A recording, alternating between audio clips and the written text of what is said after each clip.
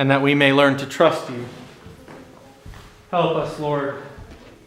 Help us to place our faith in you. When things are good, may we be thankful to you. When things are bad, may we look to you for our hope. Gracious Lord, speak our message to us this morning, whether through me or in spite of me. Bring us into your presence and make your word known. For this we pray. Amen.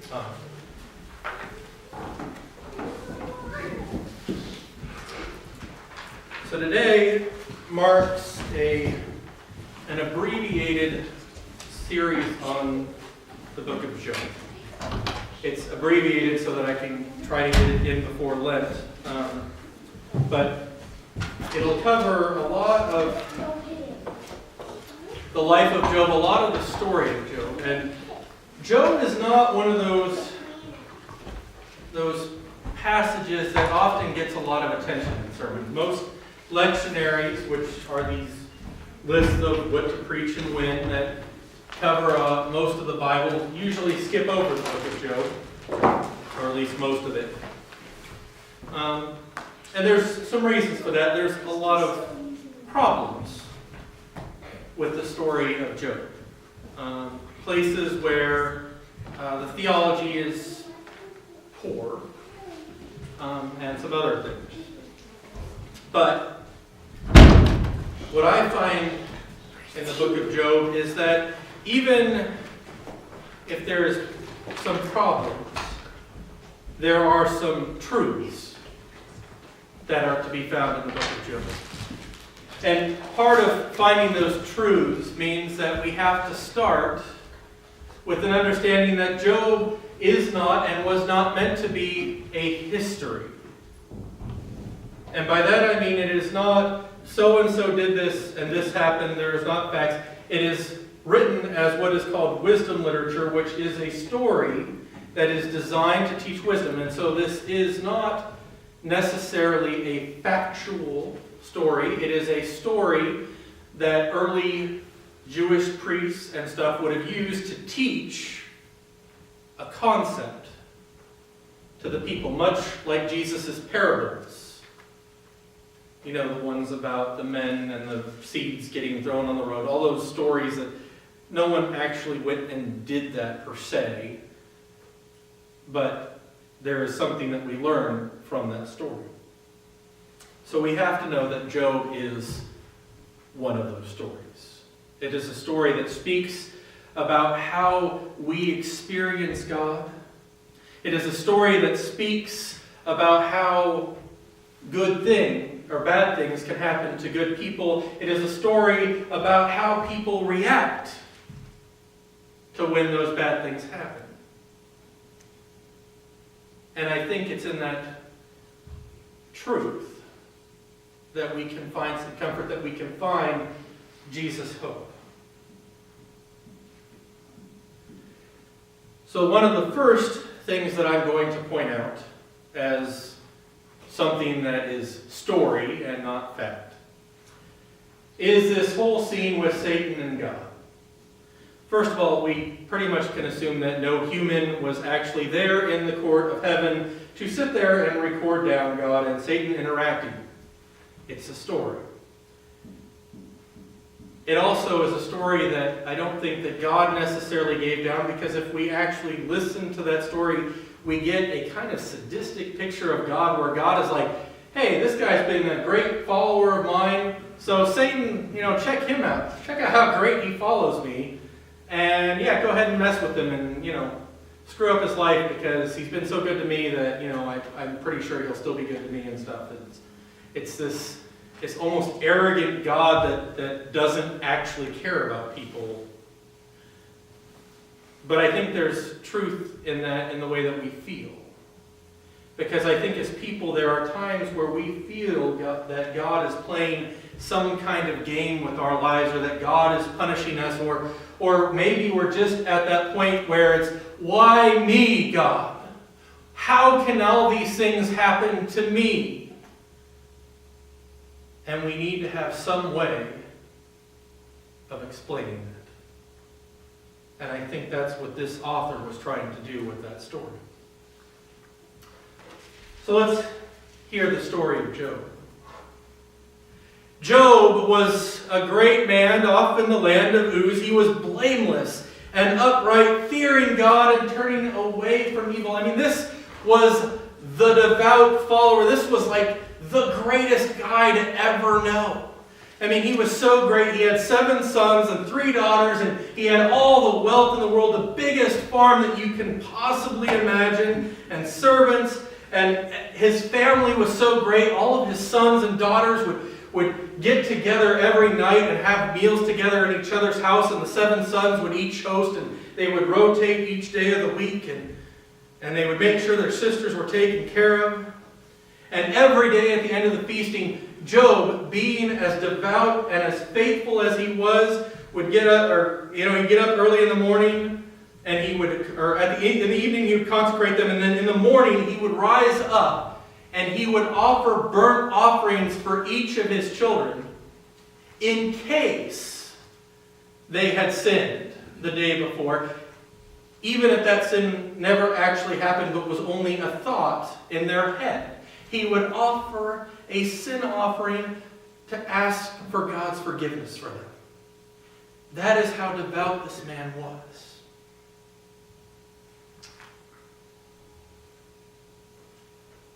And so, in our story, at some point God and Satan meet, and Satan comes in, and God's like, "Where the heck have you been?" And Satan's like, "Well, I've been down on earth." And God's like, "Well, while you were down there, did you see Job? I mean, how awesome is this guy? He just absolutely loves me. He is like the best person I have ever created. And he is completely 100%, in my camp and just doing everything right." And Satan's like, "Oh, really? You haven't challenged him at all. I mean, it's easy to have faith in you when everything in your life is going perfectly. Come on, God. I mean, give him a little struggle. Throw in some turmoil for him, and I guarantee you that he won't be so perfect if you give him some pain, something to worry about."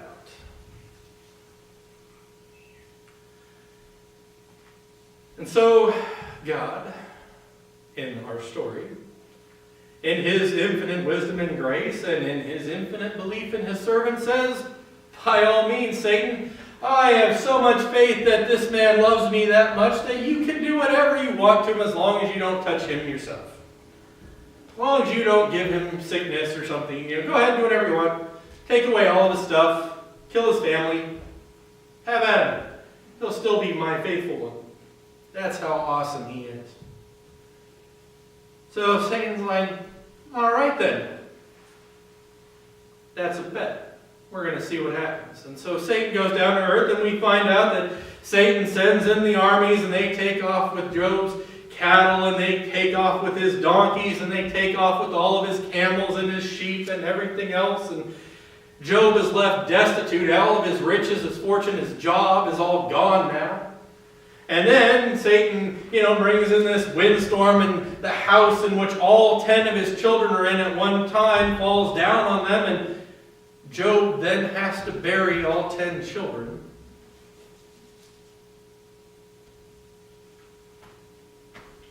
I can't imagine how devastating it would be for someone to lose their job, their life savings, and then to be told that all 10 of their children have been killed, have died. Not over the course of time, but in one moment. And now they have to bury all 10 of their children. And this is where we get to another part that I think is story. It says that Job arose, tore his robe, shaved his head, and fell to the ground and worshipped. I've known a lot of faithful people in my life. I like to consider myself a faithful person. I am not sure that in the midst of losing everything and losing my family, all of my family, that I would then decide to get on my knees and praise God and say, thank you, God, for the time that you've blessed me with them. You gave them to me, and you have taken away, and I'm just grateful that I had them while I had them. I still want to be your servant, and I'm still going to go forward and do everything as you want me to do. I think that story, because I don't think that a person actually would do that, but I think what it's trying to tell us is just how good Job is supposed to be. It's presenting us a case that this man is so upright, so righteous, that even in the midst of all this tragedy, he is still that faithful. So Satan comes back to God. God's like, where have you been? Satan's like, I was down on earth again. And God's like, well, while you were down, did you see Job? You know, the faithful one, the blameless one, the best one on earth. He fears me and he turns away from evil. You know, I saw all that stuff you did to him, and you know what? He's still holding fast to his integrity. Although you did all that stuff to him, he still worships me, just as I told you he would. And so Satan says, well, you only let me take away his family and his things. Some people don't care that much about those things. Some people, until their own health is affected, they're going to sit there and they're going to be able to praise you. So, it doesn't count. Until I get to actually mess with him myself, doesn't count. So God says, all right, have at him. Just don't kill him. So Satan's right. All right, challenge accepted. And he goes back down and he smites Job. And in this part, we are told that he smites him with sore boils from his sole of his foot to the crown of his head. But the reason that I'm holding my Bible up is because I actually have notes in here of all of the other ailments that Satan goes ahead and gives Job at this time. So we don't know exactly what it is, but we have the sore boils, the festering sores over his entire body. Satan also gives him nightmares so that he cannot sleep at night. He gives him scabs that are peel off and become black. He disfigures Job and makes him have a revolting appearance. So he messes with his bone structure, screws up his face, all these kind of things. He gives Job exceedingly bad breath. He makes him excessively thin by not letting Job be able to retain any food in any way, shape, or form. He gives him a constant fever, and he puts Job in pain day and night. That's Satan smiting Job. So it's not just these boils, it's this entire list of ailments. And so here is Job. He's lost his livelihood. He's lost his life savings. He's lost his job. He's lost his kids. And now he's disfigured, has these festering wounds that are constantly getting infected all over his body so that he cannot even wear clothes because the clothes hurt to touch his skin. His bones are breaking and being transformed. He has bad breath to deal with. He can't keep any food down or inside of him. And he's sitting there on a pile of ashes. And he's still not blaming God. Satan's not done yet, though. Because Satan likes a good country song, Satan sends Job's wife out to see him. And she says to Job, hey, Job, seeing all this stuff happen to you, I think you should just go ahead and curse God so he'll kill you, and then we can be done. Because I'm having none of this. Short of a truck and his dog being driven off in his truck by his wife, that's about all we're short of a country song here. So here's this man who, by all means, is probably the most faithful person who ever walked the face of the earth, other than Jesus, who is God also, who just had everything in his life go wrong.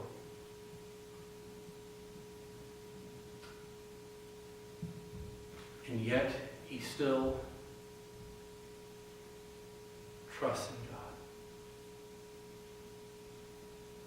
over the next couple of weeks, we're going to hear the story of Job. We're going to hear how Job is faithful through battling depression after all this stuff happens.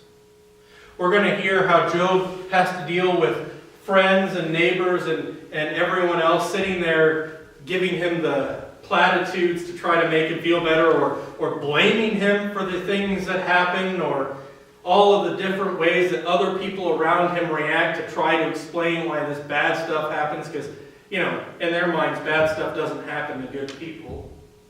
We're going to hear Job get angry with God. And we're going to see God respond. And through it all, we're going to see this man who has lost everything remain faithful to God, and we're going to see God remain faithful to him. A God who restores all that Job has lost. Who sets it right after all the bad has happened.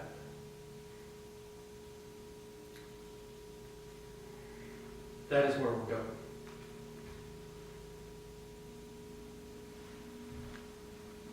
What I want for us to do for the next week is to take some time and think about what it might feel like to be Job. What does it feel like to lose everything? What would it feel like? What would it feel like to be the person who is down on their knees, tears running down their face, screaming out to the heavens, God, why me? I can't take any more.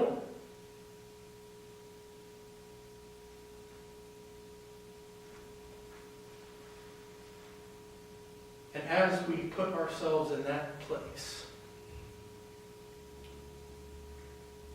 I want us to try to open ourselves to see in the theme and the underlying strength of Job, that even in that place, he still finds a way to trust in God. And for the next 5 weeks or 6 weeks, if we could try to practice that, even though we may not be in that same place that Job was in, but to try to think about what it would feel like if we could practice that as we wait and as we journey with Job until we see what God is doing. Because the fact is, bad things do happen to good people. This isn't some kind of cosmic game where God and the devil are sitting there saying, okay, we're going to do this and this, and we're going to screw with people's lives. But I do think that things happen. I know that things happen. And it doesn't have necessarily anything to do with being the greatest person to ever walk the face of the earth as Job was. Sometimes, even when we're not that good, we can have our entire world turned upside down and destroyed. And we need to know, we need to see that other people have been there and have dealt with it. And we need to take comfort that through it all, if we just stick with God, and if we hear Jesus' words, we can know that He will make it right. That the kingdom of Christ that is promised to those who are faithful is a kingdom without pain, without sorrow, without death. It is a kingdom in which God is able to give back all that this world has taken from us, all of the injuries that it has inflicted upon us. And it is able to bring us into that place of joy, that we once had before everything went wrong.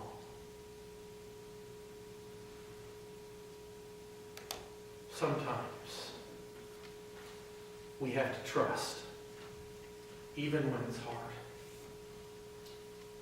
And we have to be faithful and to look to God, even in the moments where we most want to blame Him. Because God is the only one that can fix this stuff. And so I invite you on this journey through the suffering of Job, so that you can see the restoration of God. Amen.